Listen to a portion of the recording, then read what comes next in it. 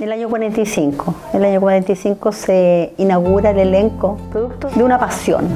La pasión, hay un profesor de la Escuela de Derecho, David Stichkin, que con el correr del tiempo se transforma en rector de la Universidad de Concepción, que dirige el primer montaje, que es La zapatera prodigiosa de Federico García Lorca.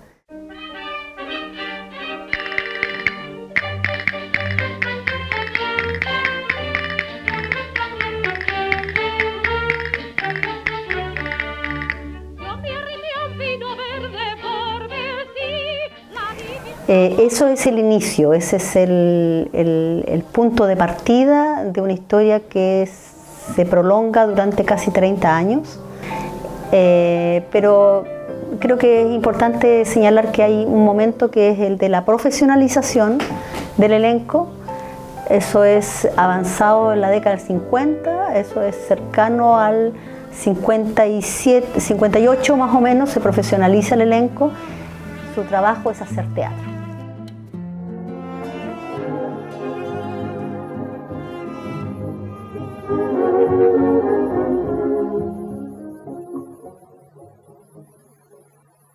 Mireya Mora, Lucy Neira, Brizolia Herrera, Fernando Farías, Jorge Gajardo, Roberto Navarrete, Fernando Álvarez y Francisco Migueles dieron vida a la obra de Roberto Navarrete, El Cochayullero. Narración de Fernando Álvarez, locución de Max Wenger y Sergio Castillo, sincronización y grabación Hernán Miller, dirección Roberto Navarrete.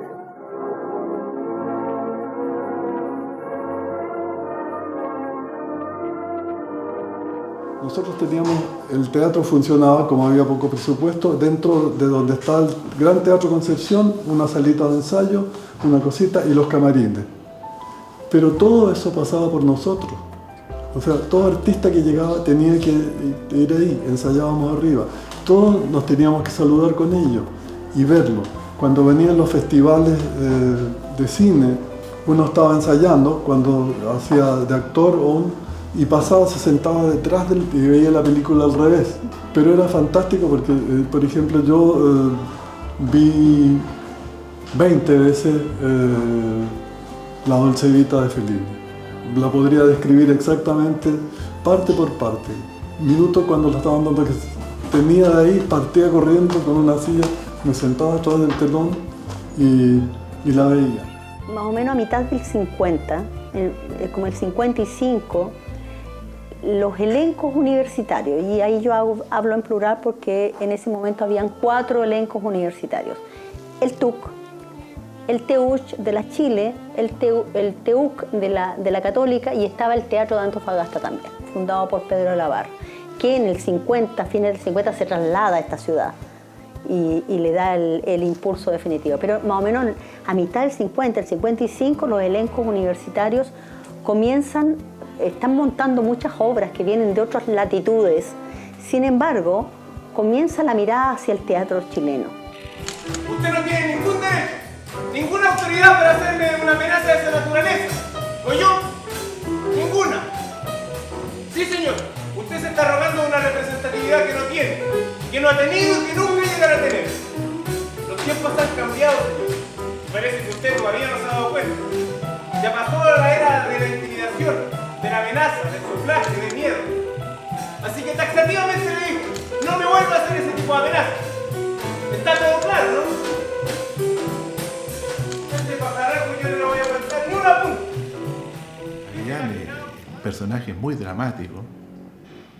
Hay un personaje que se llama El Juez, de una obra de Osvaldo Dragún, que se llama Milagro en el Mercado Viejo, que es un clásico. Mi papá hacía un juez dipsómano. Entonces, nosotros de repente no sabíamos si mi papá o estaba ebrio, porque declamaba una cosa terrible, y de hecho la señora que nos ayudaba, que en tiempo le llamábamos Nana, pensaba que mi papá estaba loco, porque él lo decía a viva voz. Entonces ya estaba totalmente, creía que era loco. Nosotros no, porque nosotros ya lo entendíamos, pero cualquier persona, aparte que era en voz alta. Nosotros vivíamos además en una zona donde vivía toda la familia. Entonces pasaba mucha gente por ahí. Entonces a veces era inexplicable, porque eran muy altos.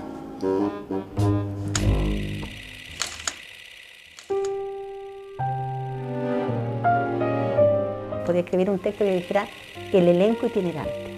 Es un elenco que viaja mucho, es un elenco muy preocupado de llevar la escena a otras latitudes, a otros lugares. Y viajan hasta, no sé, Chiloé, van de gira, con montajes de obras.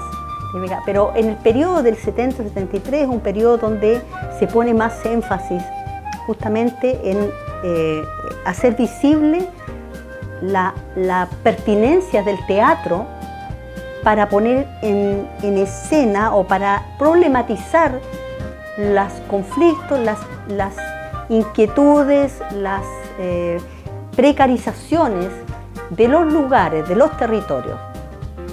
Esta obra está pensada para ser montada en los más amplios escenarios, ¿ya? Y por lo tanto debe tener poca escenografía.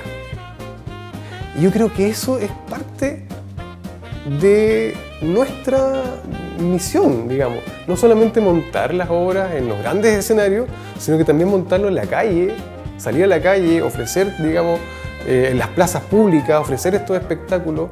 Creo que lo que hace la universidad, sobre todo con las escuelas de verano, de traer elencos, de traer ciertos montajes que son abiertos a todo público, es súper importante.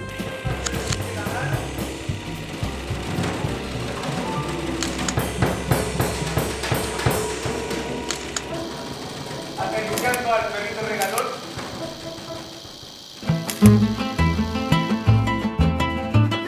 Mira, mi padre venía del campo, venía de un pueblo pequeño, Bulnes. El trabajo de dramaturgia de mi padre era un trabajo en donde él, en cierto modo, como que no quería, es como que era una cosa privada para él. Es que él estaba escribiendo para poner en papel aquellas experiencias de su vida, y te digo muy importantemente, de una vida no con privaciones, diría yo, pero con incertidumbres. Y muchas de sus obras tienen personajes que hablan de ese hombre desprotegido. Y la experiencia del campo, la experiencia del pueblo y la experiencia de la ciudad son muy distintas, y eso genera también distintas formas de hablar.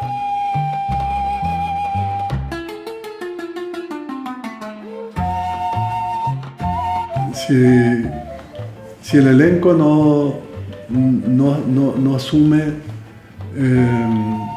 posibilidades para todos, nunca va a haber progreso.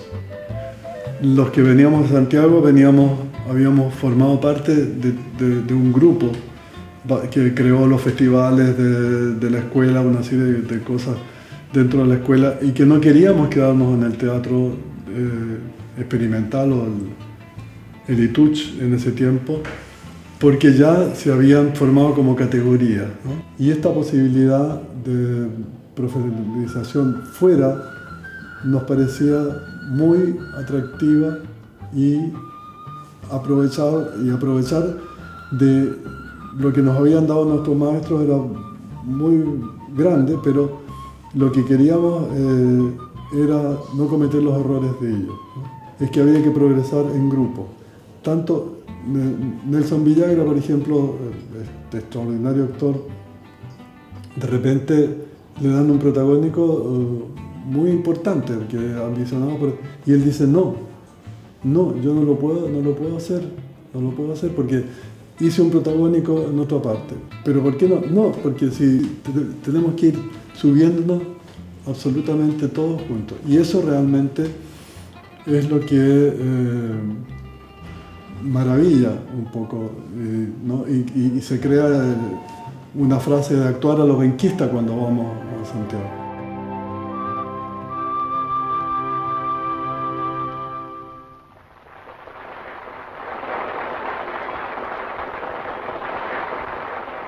Gracias al apoyo económico de la universidad, el Teatro Universitario mantiene una escuela de arte dramático y lleva hasta puntos tan lejanos como Aysén, donde nunca antes había llegado teatro, sus espectáculos de auténtica jerarquía. Volver a revisar estas historias del teatro de la Universidad de Concepción, del TUC, volver a revisar el aporte de la universidad a las artes y a la cultura local, y hacer visible aquello que fue invisibilizado durante muchos años.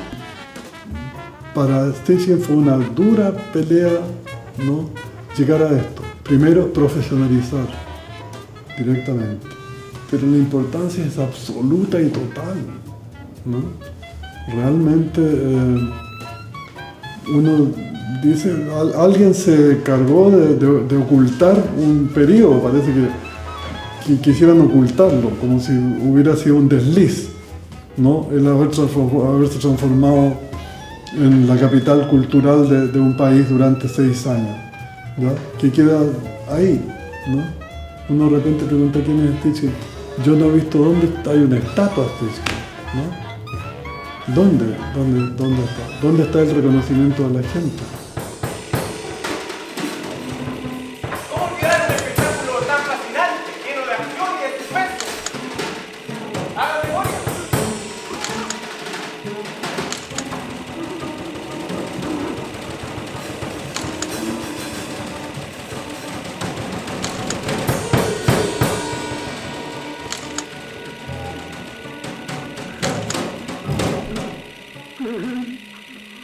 Gracias y a todo color, maravillas de la tecnología moderna, de última generación, mientras usted está en la comodidad de su hogar disfrutando su delicioso chilaquiles, tiene el privilegio de ver a través de las pantallas de su